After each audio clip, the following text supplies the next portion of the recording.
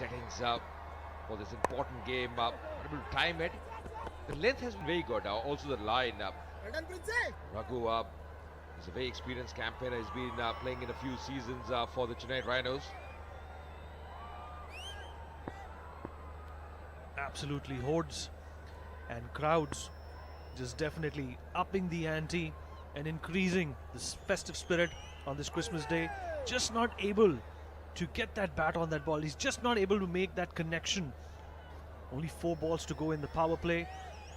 And Bharat and Ashok definitely need to have some sort of a strategy in mind. They can't be a headless chicken, because all they're going to do then is just hit walls.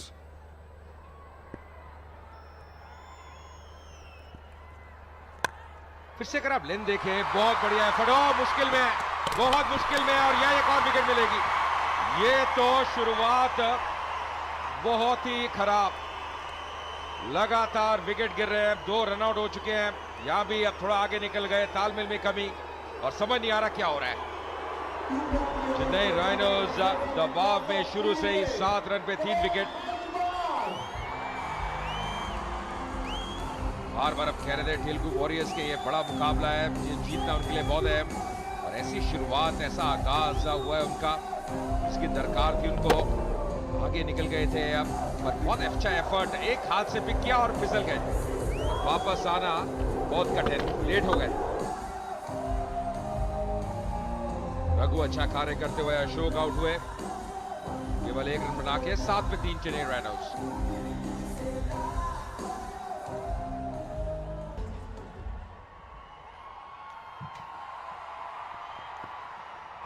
और आसमान से गिरे खजूर पे अटके Chennai rhinos की मुसीबतें थमने का नाम ही नहीं ले रही हैं, और ये फिर कनेक्ट करने की कोशिश, but a futile effort. 3 wicket गंवा चुके हैं और सिर्फ 8 रन ही जोड़ पाए हैं अजय मेहरा। पावर प्ले चल रहे हैं, मुझे लगता है कि अभी तक पावर प्ले इसका सबसे कम स्कोर होगा ये। जी हाँ, बिल्कुल सही कहा, कल भी हमने देखा था, इतनी खराब शुरुआत किसी टीम की हुई नहीं, और बहुत बढ़िया एफर्ट, रघु ने एक हाथ निकाला, उसके बाद बहुत जल्दी रियलाइज किया कि आगे निकल गए, फिसल भी गए थे, और विकेट कीपर बाकी काम करते हुए।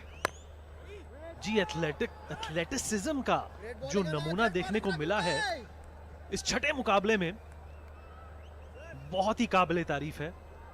और जैसा कि मैंने कहा कि होम एडवांटेज है तेलुगु वॉरियर्स को, डिफेंडिंग चैंपियंस हैं, 2 ऐसे दिग्गज खिलाड़ी हैं इनके पास जिनके मनोबल की मिसाल देते होंगे बाकी खिलाड़ी। और फिर से चेन्नई राइनोज के डगआउट में सरदर्द का माहौल, और कोशिश करी कि एक अच्छा शॉट खेलने की मिड ऑफ की तरफ, पर फील्डर उस तक पहुंच पाएंगे, और बहुत ही अच्छा सेव।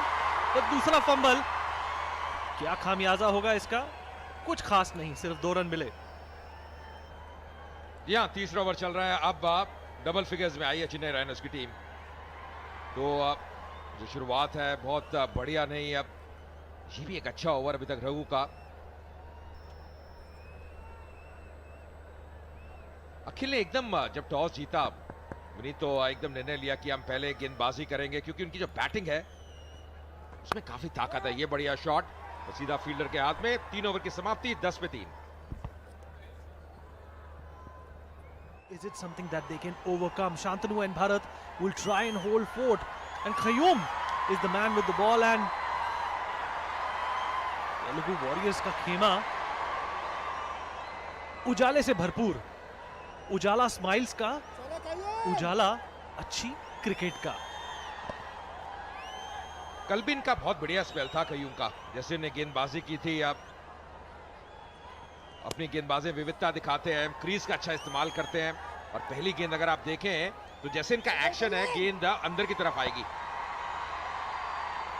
जैसे गेंद को पकड़ते हैं, बहुत लंबा रनअप नहीं है विनीत, पर गेंद को अंदर लेके आते हैं।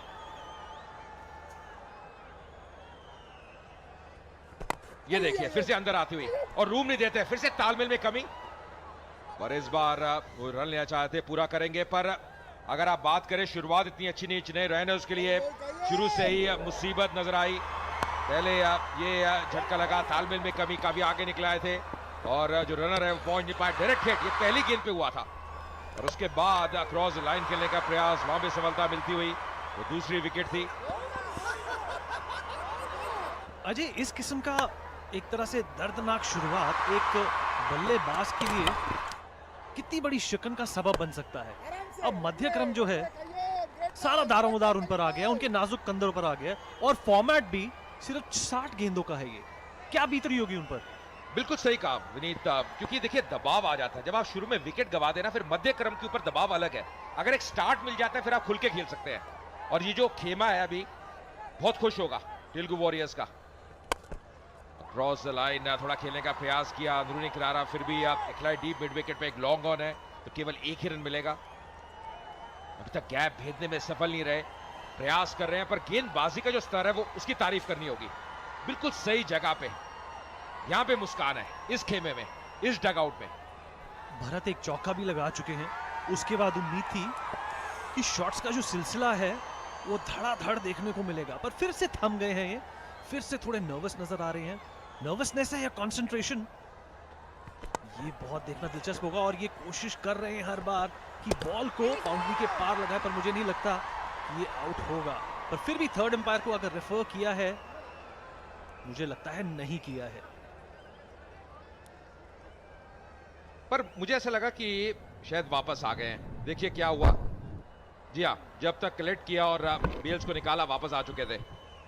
तो यहाँ पे सुरक्षित नजर आ रहे हैं। अच्छी चीजें बेसिक्स जो है विनीत वो सही है, क्योंकि बल्ले को ड्रैग कर रहे हैं, अपनी जो रीच है उसका इस्तेमाल कर रहे हैं, बल्ले को ग्राउंड कर रहे हैं, तो यहाँ पे सुरक्षित है।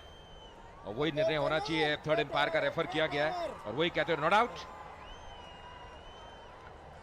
जी चौथा ओवर चल रहा है और अगर आप रन कार्ड की तरफ नजर डालेंगे तो निश्चित रूप से ये समझ जाएंगे कि इस टीम की जो शुरुआत है वो तेलुगु वॉरियर्स के हौसले काफी बढ़ा सकती है।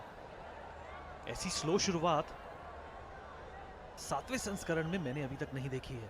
और ये आखिरी गेंद चौथे ओवर की, फिर से कोशिश करी कांटेक्ट करने की, नाकामयाब रहे। चौथे ओवर की समाप्ति के बाद 12 रन और 3 विकेटें।